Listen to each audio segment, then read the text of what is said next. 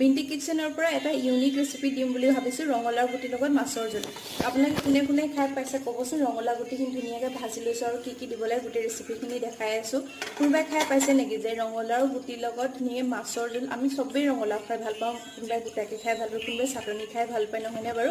আজি বিশেষ এটা ৰেচিপি দেখাই আছো ৰঙলাও গুটিৰ লগত মাছৰ জোল, আৰু তাত কি বস্তু লাগিব আজি দেখাই আছো।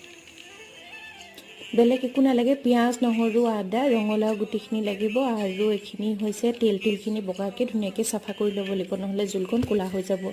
আৰু পিঁয়াজ নহৰুৰ লগত ভাজি ল'লোঁ, নহৰুখিনি ভাজি থৈ আছিলে, এতিয়া মিক্সি মাৰিবৰ কাৰণে ৰেডি হৈ গ'ল। ধুনীয়াকৈ পেষ্টখিনি কৰাৰ পিছত এতিয়া মিক্সিত মাৰি পিনি ধুনীয়াকৈ পিচ কৰি ল'ব লাগিব। দেখিছে ধুনীয়াকৈ দিব আপোনালোকে। ভজাটো অকণমান বেছিকৈ ভাজিলে মিঠা মিঠা চেণ্টটো বেছিকৈ আহিব। আৰু চাওক এইখিনি পেষ্ট হৈ গ'ল। আৰু এয়া মাছ কেইপিচ যিহেতু ভাজিবই লাগিব, আৰু এয়া বেছি মাছ দিয়া নাই, 4 পিচে বনাইছোঁ। আৰু ট্ৰাই কৰিম বুলি ভাবিছোঁ। এই ৰাতিয়ে আনি থোৱা মাছ, মানে ৰাতি খালোঁ আৰু এতিয়া কাৰণে এয়া ধুনীয়াকৈ জিৰা অকণমান দিলোঁ, তাতে মিক্স কৰি থোৱা সেইখিনি দিলোঁ, তাত জিৰা গুড়ি, ধনিয়া গুড়ি, ৰেড চিলি, তাৰপিছত হালধি অকণমান দিলোঁ, নিমখটো এতিয়ালৈকে দিয়া হোৱা নাই। ধুনীয়াকৈ মানে ভাজি ল'ব লাগিব। যেতিয়া তলত অকণমান লাগি যোৱা আগতে লাগিব, মানে নাভাজিলে কি হ'ব, চেণ্টটো ওলালে কেঁচেমা লাগে প্ৰতিটো বস্তুৱে, নহয়নে বাৰু?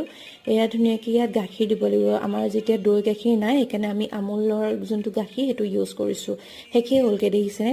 টিপুতে অকণমানহে ওলাইছে, একো নাই বাৰু, সেইকণেই যথেষ্ট, তাতকৈ বেছি দিব নালাগে। এতিয়াহে নিমখটো দিছোঁ, নিমখটো দিলে আপোনাৰ পানী ওলাব, মানে ভাপটো পৰা।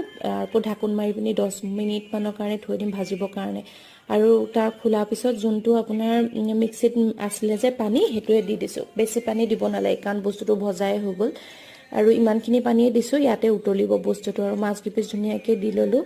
আৰু সঁচা কথা ক'ব গ'লে এইটো মই প্ৰথমবাৰৰ পৰা ট্ৰাই কৰিছোঁ, আৰু আপোনালোকে যে ট্ৰাই কৰিব নাপাহৰিব। আৰু জোলটো চাওকচোন কিমান গ্ৰেভি হৈছে। আৰু মই খোৱাৰ পিছত যিহেতু ভিডিঅ'টো আপলোড কৰিছোঁ, মানে এবাৰ খাই ৱাও বুলি কোনোবাই নকয় যে, মই মানে কৈ দিব আৰু মানে ধুনীয়াকৈ বাঢ়ি লৈছোঁ। বাঢ়াৰ পিছত এতিয়া খোৱা ষ্টাৰ্ট কৰিম। আৰু ইফালে বেঙেনা ভাজি বনাই থৈছিলোঁ, আৰু এয়া বেঙেনা ভাজি, আৰু লগত কি দিব, দালি বনাইছিলোঁ, একদম চিম্পুলকৈ বনাইছোঁ।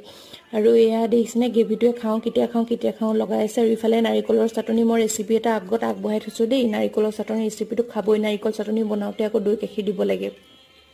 নেমু এপিচ যিহেতু লাগিব আমি ভাত খাওঁতে ন, আৰু জলকীয়া দিছে নাই, গোটেইটো খাব নোৱাৰি যে, আধা খোৱাটোকে লৈছোঁ, উপায় নাই, লোকচান কৰিব নোৱাৰি। মানে 10 টকাত 3টা জলকীয়াহে দিয়ে। এয়া আজি থালিখন আপোনালোকে বিন্টি কিচেনৰ পৰা এটা ইউনিক ৰেচিপি দিম বুলি ভাবিছো ৰঙলাও গুটিৰ লগত মাছৰ জোল। আপোনালোকে কোনে কোনে খাই পাইছে ক'বচোন। ৰঙলাও গুটিখিনি ধুনীয়াকৈ ভাজি লৈছো আৰু কি দিব লাগে গোটেই ৰেচিপিখিনি দেখাই আছো। কোনোবাই খাই পাইছে নেকি যে ৰঙলাও গুটিৰ লগত ধুনীয়া মাছৰ জোল? আমি সবেই ৰঙলাও খাই ভাল পাওঁ, কোনোবাই গোটাকে খাই ভাল পায়, কোনোবাই চাটনি খাই ভাল পায়, নহয়নে বাৰু? আজি বিশেষ এটা ৰেচিপি দেখাই আছো ৰঙলাও গুটিৰ লগত মাছৰ জোল, আৰু তাত কি বস্তু লাগিব আজি দেখাই আছো। বেলেগ একো নালাগে, পিঁয়াজ নহৰু আদা ৰঙলাও গুটিখিনি লাগিব। আৰু এইখিনি হৈছে তেলখিনি বগাকৈ ধুনীয়াকৈ চাফা কৰি ল'ব লাগিব, নহ'লে জোলকণ ক'লা হৈ যাব।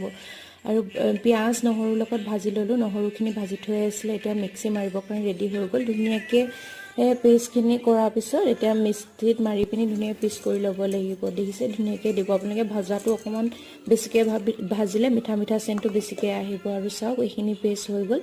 আৰু এয়া মাছ কেইপিচ যিহেতু ভাজিবই লাগিব, আৰু এয়া বেছি মাছ দিয়া নাই, 4 পিচে বনাইছোঁ। আৰু ট্ৰাই কৰিম বুলি ভাবিছোঁ। এই ৰাতিয়ে আনি থোৱা মাছ, মানে ৰাতি খালোঁ আৰু এতিয়া কাৰণে এয়া ধুনীয়াকৈ জিৰা অকণমান দিলোঁ, তাতে মিক্স কৰি থোৱা সেইখিনি দিলোঁ, তাত জিৰা গুড়ি, ধনিয়া গুড়ি, ৰেড চিলি, তাৰপিছত হালধি অকণমান দিলোঁ, নিমখটো এতিয়ালৈকে দিয়া হোৱা নাই। ধুনীয়াকৈ মানে ভাজি ল'ব লাগিব। যেতিয়া তলত অকণমান লাগি যোৱা আগতে লাগিব, মানে নাভাজিলে কি হ'ব, চেণ্টটো ওলালে কেঁচেমা লাগে প্ৰতিটো বস্তুৱে, নহয়নে বাৰু?